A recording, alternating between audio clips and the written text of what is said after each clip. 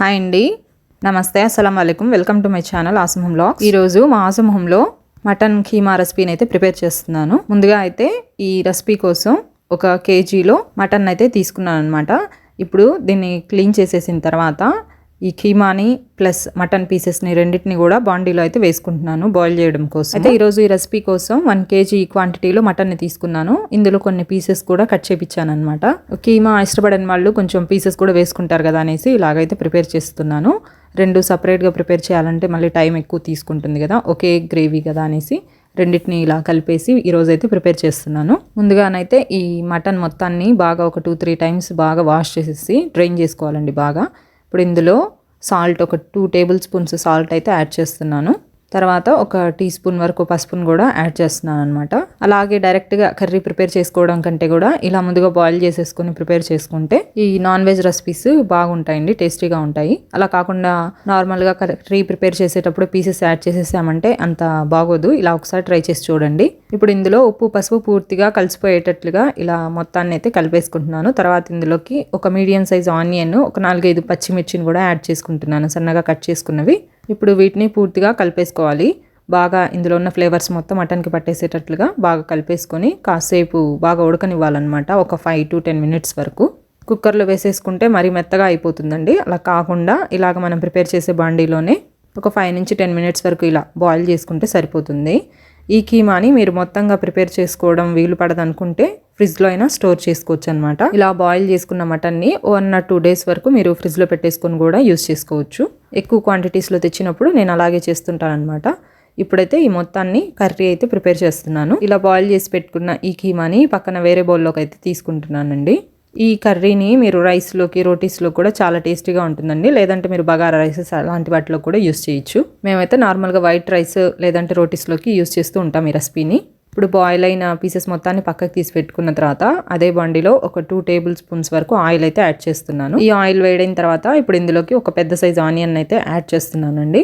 ఈ రెసిపీ కోసం అయితే మరి ఎక్కువ ఆయిల్ అయితే వేయాల్సిన అవసరం లేదు. వేసినా కూడా కర్రీ అంత టేస్టీగా ఉండదు అనమాట. ఎక్కువ నూనె వచ్చేస్తుంది పైకి. కొంచెం తక్కువగా ఆయిల్ తీసుకుంటేనే ఈ కర్రీకి బాగుంటుంది అనమాట. ఒక 2 టేబుల్ స్పూన్స్ అయితే సరిపోతుంది kg క్వాంటిటీకి.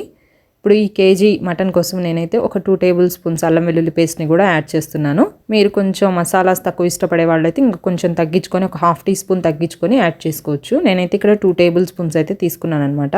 తర్వాత ఇందులోకి కొబ్బరి పొడిని కూడా యాడ్ చేస్తున్నాను. ఈ కొబ్బరి పొడిని నేను ఇంట్లో ధనియాలు, కొంచెం లవంగా, పట్టా వేసేసి ప్రిపేర్ చేసుకుంటాను అనమాట. ఇలాంటి నాన్ వెజ్ రెసిపీస్ కోసము ఇలా ప్రిపేర్ చేసేసుకొని ఫ్రిడ్జ్లో స్టోర్ చేసేసుకొని ఈ కోకోనట్ పౌడర్ని మీరు ఎప్పుడైనా ఏ నాన్ వెజ్ రెసిపీస్లోకి లేదా వెజ్ మసాలా రెసిపీస్లో కూడా యూస్ చేసుకోవచ్చు.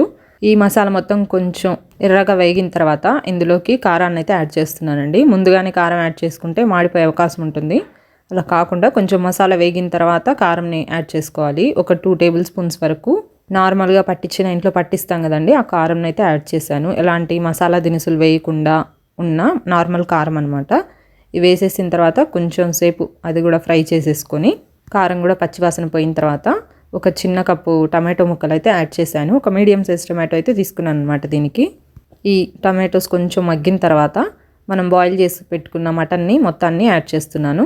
ఈ మటన్ కీమాతో మనం ఇలాంటి కర్రీ రెసిపీసే కాకుండా కీమా కోఫ్తాస్ కూడా ప్రిపేర్ చేయొచ్చండి. మన ఛానల్లో వీడియో ఉంది, ఒకసారి చెక్ చేయండి. వ్లాగ్స్లో షేర్ చేశాను అనుకుంటాను. ఇప్పుడు ఇందులో కొంచెం సాల్ట్ కూడా యాడ్ చేస్తున్నాను. ఇందాక మనం బాయిల్ చేసినప్పుడు వేసుకున్నాం కదా, అది సరిపోకపోతే మళ్ళీ కొంచెం సరి చూసేసుకొని యాడ్ చేసుకోవాలి. ఇప్పుడు ఈ కీమాని మొత్తం ఆయిల్ మొత్తం రిలీజ్ అయ్యేంత వరకు బాగా ఇలా ఫ్రై చేసుకోవాలన్నమాట. ఇప్పుడే వాటర్ అనేది యాడ్ చేయకూడదు. కొంచెం ఒక 5 మినిట్స్ ఈ మసాలాలోనే ఈ కీమా మొత్తం వేగనివ్వాలి. తర్వాత ఇందులోకి మనం ఇంట్లో పట్టి పెట్టేసుకున్న గరం మసాలా పౌడర్ అనమాట, దీన్ని కూడా యాడ్ చేసుకుంటున్నాను. 1 టేబుల్ స్పూన్ వరకు కొబ్బరి పొడిలో కొంచెం లవంగా పట్టా అయితే వేసి పట్టేసుకున్నాను కాబట్టి 1 టేబుల్ స్పూన్ వరకు గరం మసాలాని యాడ్ చేసుకున్నాను. ఇప్పుడు ఈ గరం మసాలా, ఈ మసాలాస్ మొత్తం కీమాకి పట్టేటట్లుగా కొంచెం సేపు ఇలానే ఫ్రై చేసుకోవాలన్నమాట. వీటికి కావాల్సిన మసాలాస్ అన్నీ ప్రిపేర్డ్గా మనం ఫ్రిడ్జ్లో చేసి పెట్టేసుకుంటే ఈ తాలింపు అనేది తొందరగా వేసుకోవచ్చు. కర్రీని కూడా వితిన్ మినిట్స్లో ప్రిపేర్ చేసుకోవచ్చు అనమాట. ఇప్పుడు కొంచెం వేగిన తర్వాత ఆయిల్ రిలీజ్ అవుతుంది బయటికి. అప్పుడు ఒక 1/2 గ్లాస్ వాటర్ అయితే యాడ్ చేసుకున్నాను. మీరు ఇంట్లో ఇష్టపడే కన్సిస్టెన్సీని బట్టి వాటర్ని యాడ్ చేసుకోవచ్చు. నేనైతే కొంచెం థిక్గానే ప్రిపేర్ చేస్తానన్నమాట ఈ కర్రీని. అందుకనేసి ఒక 1/2 గ్లాస్ వరకే వాటర్ని అయితే యాడ్ చేశాను. ఇలా వాటర్ యాడ్ చేసిన తర్వాత మొత్తం కలిపేసి ఒకసారి లిడ్ అయితే పెట్టేస్తున్నాను. ఒక 5-10 మినిట్స్ వరకు బాగా కుక్ అవ్వనివ్వాలి. ఇలాగనమాట ఇలా బాగా బాయిల్ అయ్యేంత వరకు కుక్ అవ్వనివ్వాలి. ఒక 5 నుంచి 10 మినిట్స్ వరకు మధ్య మధ్యలో ఇలాగ చెక్ చేసుకుంటూ అడుగంటకుండా కొంచెం కలిపేసుకుంటూ మళ్ళీ లిడ్ పెట్టేసుకోవాలి. ఇలాగ ఒక 10 మినిట్స్ తర్వాత కర్రీ అయితే రెడీ అయిపోయిందండి.